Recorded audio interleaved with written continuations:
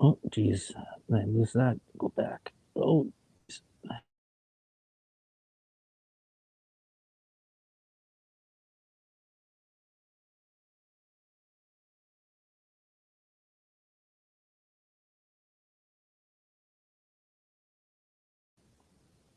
hello, and welcome to Delicious Recipe. We're having a little bit of technical difficulties over here with my guest. She's having a little bit of problems there.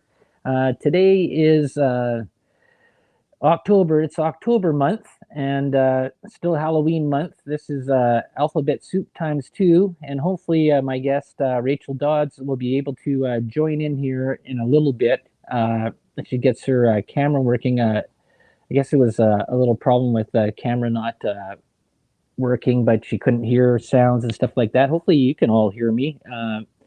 That's good. Let me turn up my. I'm up all the way full, but anyways, so a little disclaimer in this is if finally if she gets in here is that I just want to say this is we're just throwing everything in the pot and we see how it tastes at the end. That's the whole thing about the delicious recipe is. It's a little bit of a tongue in cheek, a little banter, a little fun, uh, anything like that.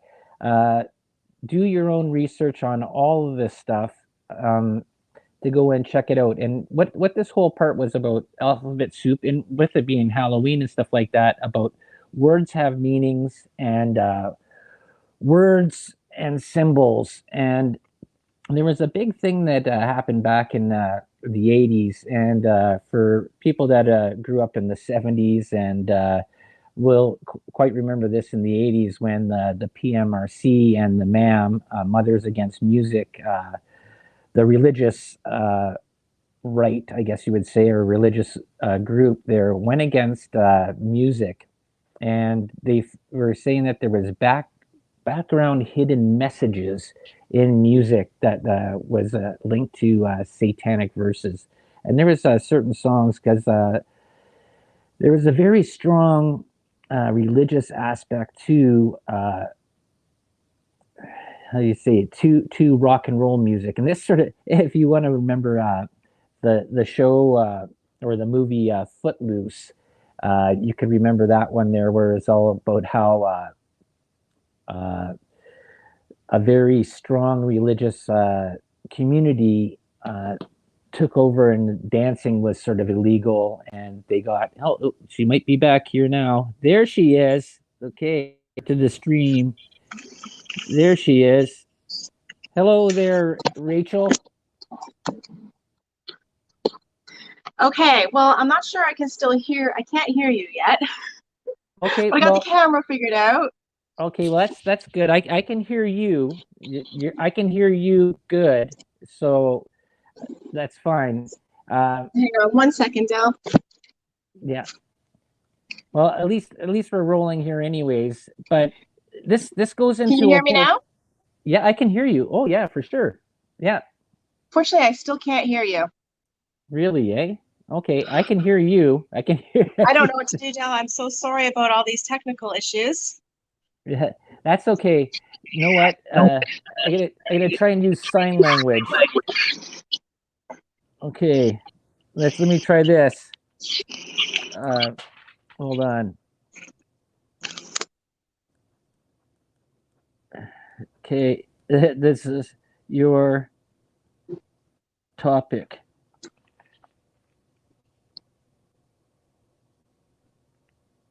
Can you read that? Speak my topic. Okay.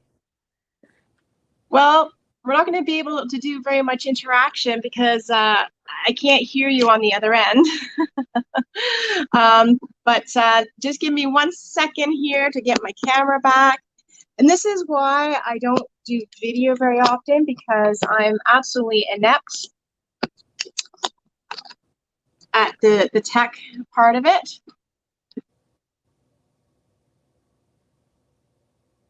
Oh, okay.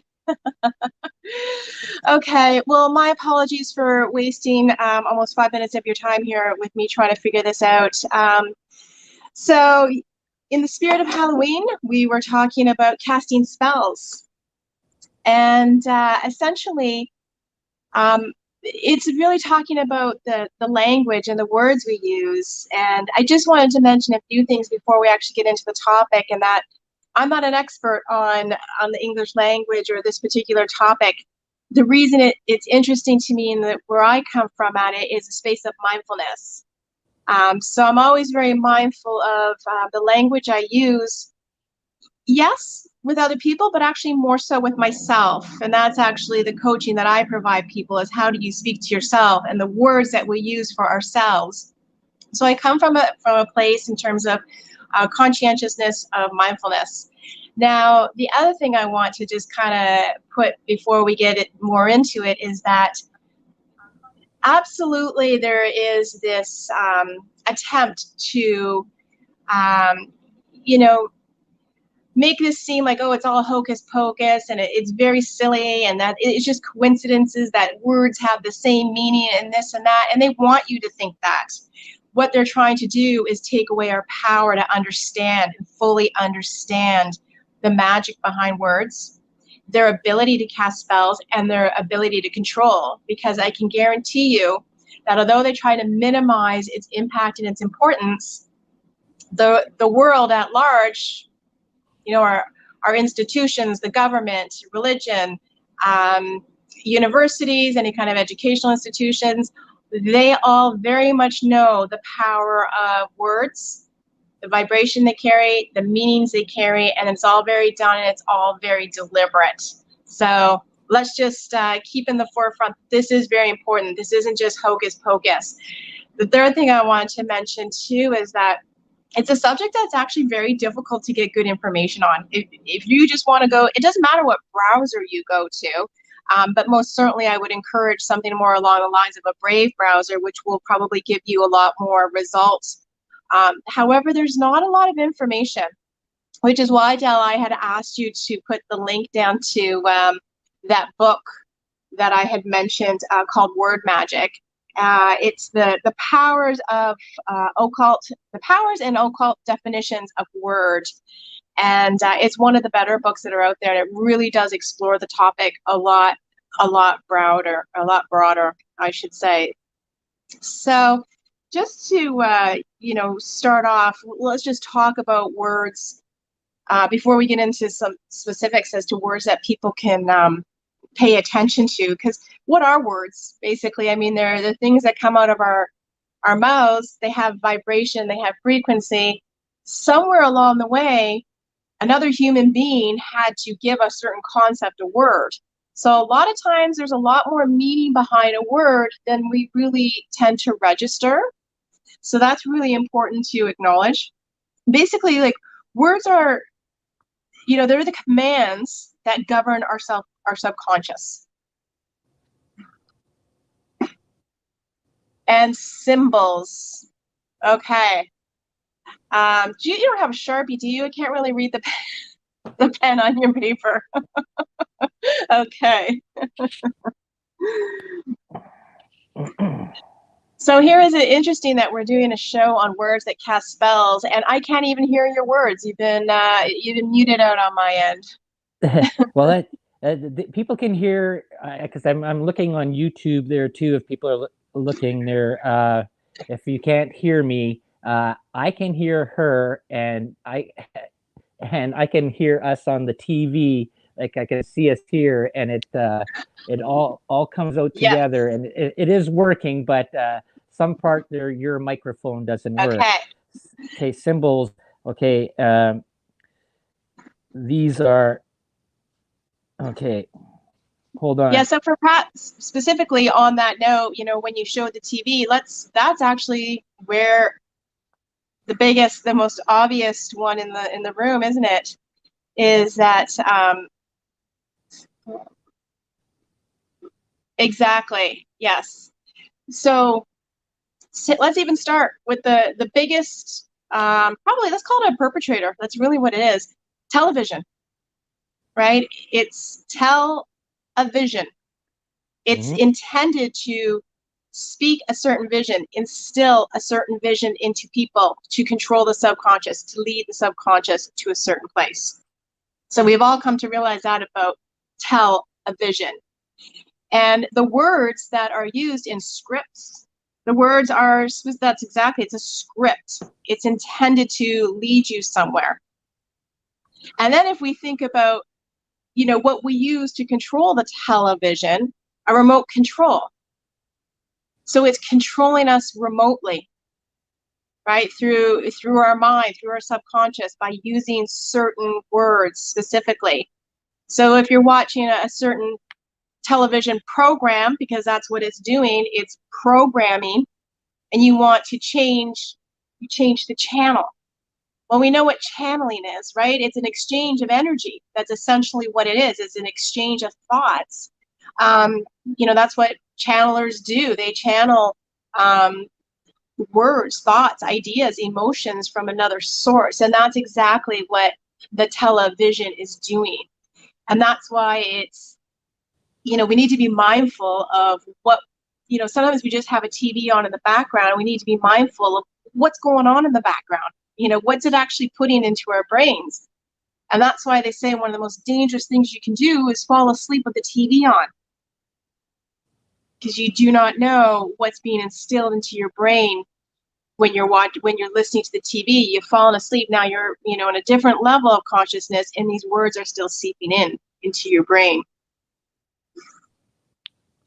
Okay, I'm just writing down the other something thing I here want so to you can mention hear. too, that we talk about words and how they're spelling. That's what we do. We learn as kids to learn how to spell and cast spells. Yes, the hidden meaning in the backgrounds, absolutely. And I actually can't even watch TV anymore because it takes too much energy to mute the commercials, because it's, perhaps it's the country that I'm in, but the entire commercial is going to be pharmaceutical advertisements talking about how everybody is sick and they've got one problem or another. They've got to be diagnosed. They got to take some kind of drug to fix it.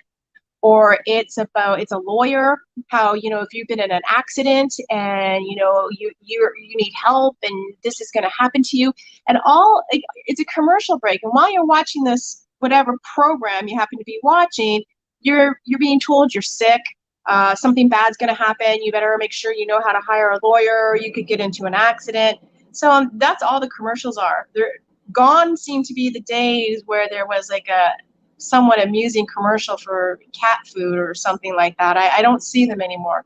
I see that they're all just programmed. Let's see here. North American drugs, absolutely. You have to pull it back a little bit more from the camera so I can read the whole thing. Closer. Yes, exactly. It's all North American. It's all North American drugs. Right. The thing is that for people that are out there listening, there is that North America. I didn't notice this there, but North America is the only continent that does drug commercials, and they do it like you'll get your Cialis, you'll get your other things and stuff like that for Alzheimer. Or what the amount of drug commercials that there are, like they removed the cigarettes and the alcohol, but drug commercials, you'll see them countlessly on North American television, and it's probably the only continent or countries, Canada and the US, that do this.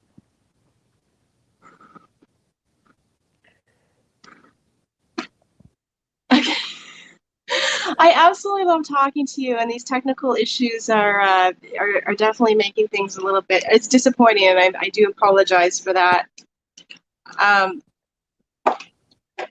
Maybe we can just kind of wrap it up with just a couple more examples of words that are blatant everyday words that I just want people to be mindful of, essentially. And again, let's not minimize the double meaning behind these words, because there is a reason and a purpose behind them.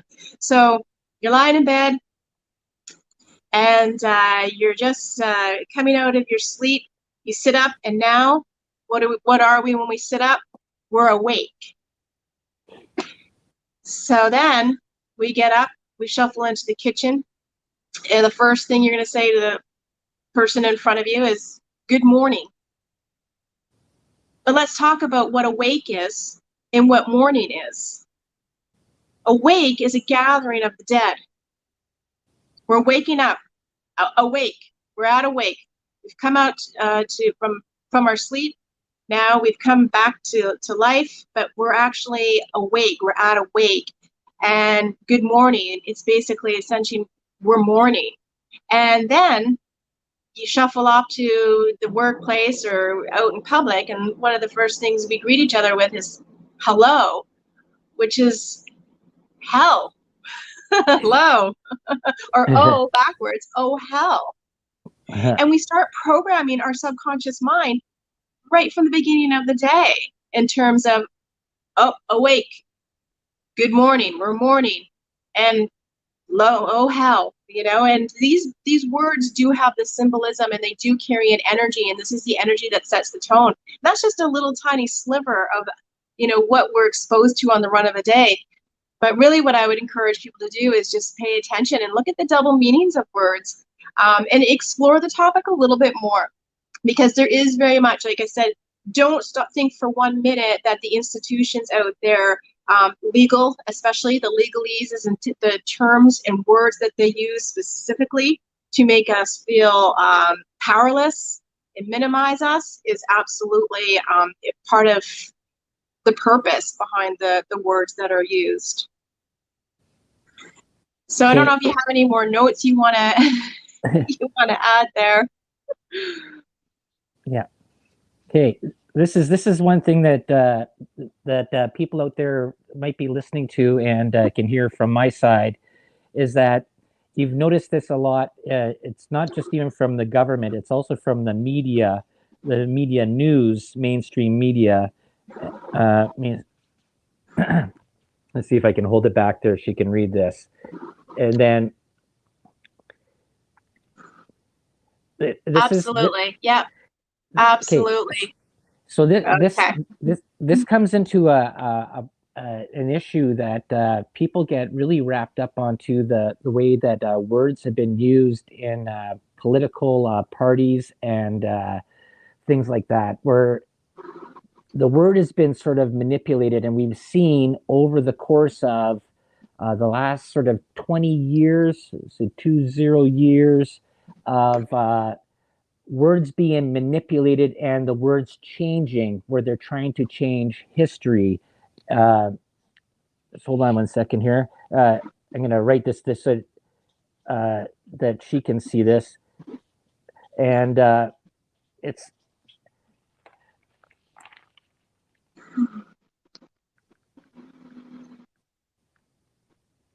Yep, absolutely. Yeah. Okay. I think our awareness in the world as a whole, we are changing history, and we have the opportunity to change the history. And one of I don't have kids, however, I'm very much interested in getting involved with educating children. And I'm so glad to see that more and more parents are actually becoming more hands-on with their children's education, because they're very much, the words that they're being taught, that are being used on them, are very much shaping their minds and who the people they're going to become in the future. And we have the opportunity to change that. Yeah, well, that's true. But there's also been a part, and this has been sort of widely noted, about post-secondary education going and basically indoctrinating kids. Okay, let's see if I can get this. Hold on 1 second.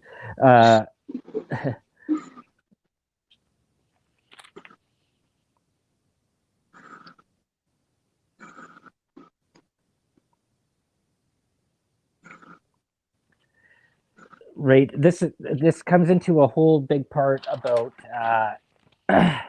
getting kids to oh geez, critical CRT.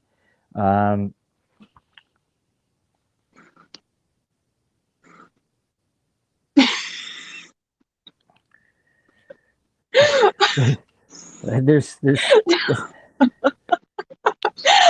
this reminds me of passing notes back in high school. Why don't we? I would really love to be able to continue this conversation when I have my technical issues figured out. You know what I think it is that I think I need to the browser that I normally use because I like to block out the whole world. I just think it gives me troubles when I try to do something like this. So I think that's why. But I would really love to continue this conversation if we could expand on it at some point in time. Sure. Okay, Sounds sounds good. good. So happy Halloween to everybody. Yes, it's Halloween month there, and thank you very much there, Rachel, Okay. for joining along there. And we'll see you later. Bye bye. Okay, so I just want to go and I'm glad she was able to get on there, and I know that was sort of really messed up, but that's how crazy Halloween can be sometimes, uh, where anything can happen. And the way technology goes now is that one little problem in your operating system or something like that, things you find. It actually was sort of really. I'll just tell you a really quick story here. Uh, it was funny when I was actually looking at this topic there again there today, and I was making up the banner for this.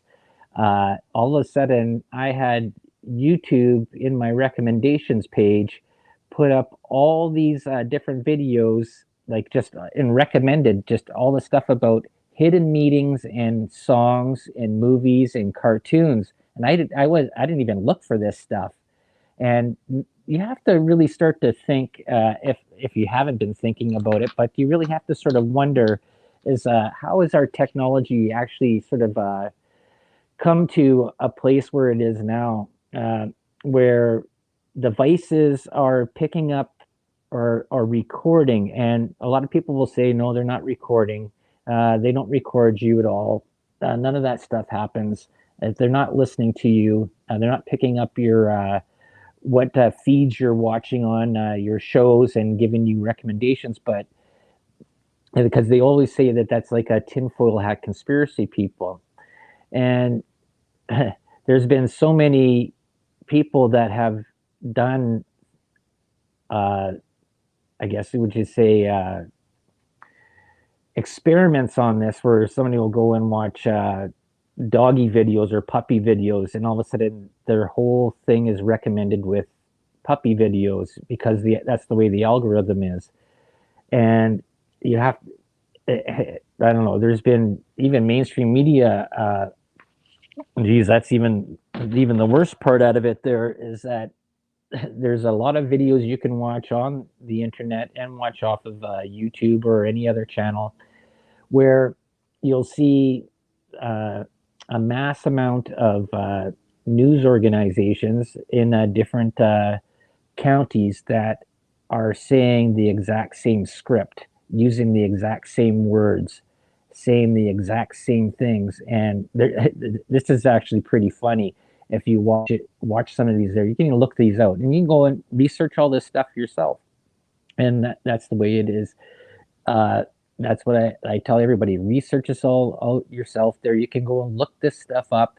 I'm just giving you information, throwing things in the pot. And like I said, this is for entertainment purposes. There's nothing to go out there.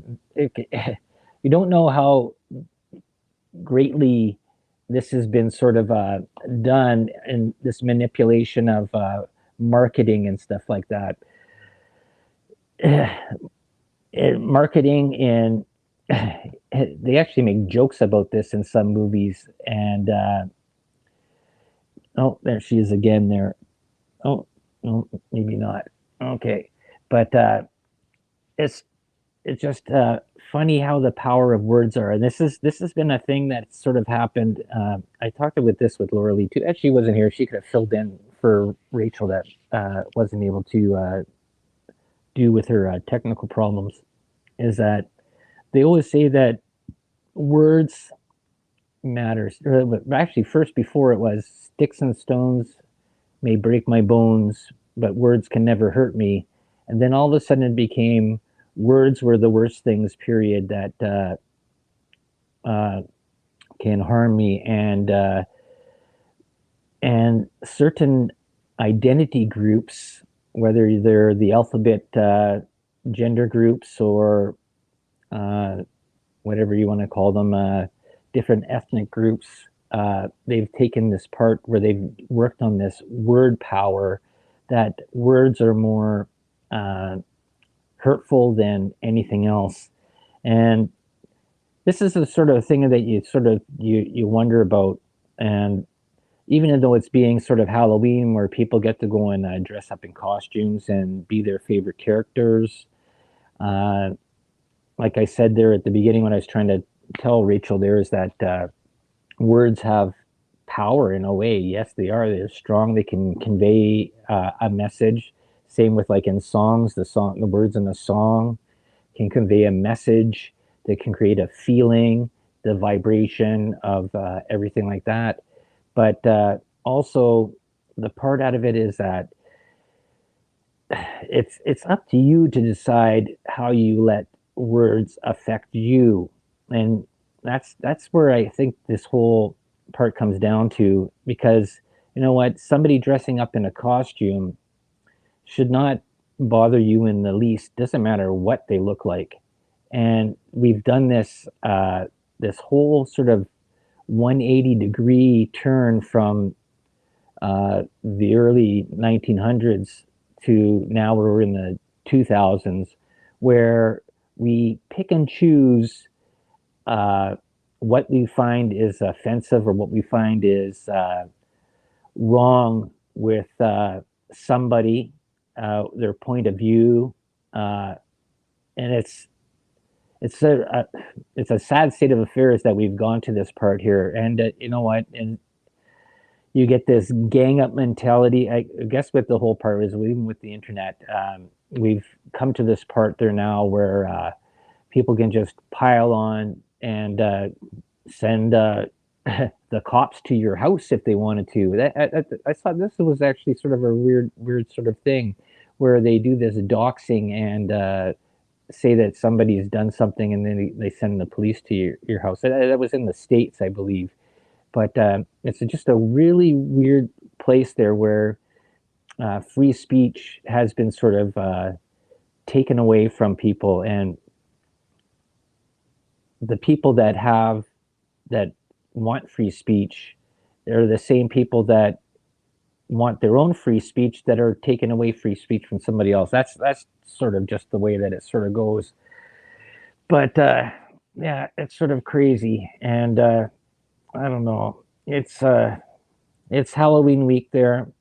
I'm still under the weather, and I'm so sad that Rachel wasn't able to continue on this whole day there. But we got coming up here later on in the show. There, we got uh, Michael with Red Pill News, and then later with Michelle DeRogier. And I'm still drinking my tea and honey and trying to keep my voice going there. So sorry this was such a slow show and that we had these technical problems. I can probably see if I can get Rachel to come back on another time there, and maybe we can go through this a little bit more. But as I want to say is next Thursday is November, and this is the last day of my holiday, happy Halloween holiday month.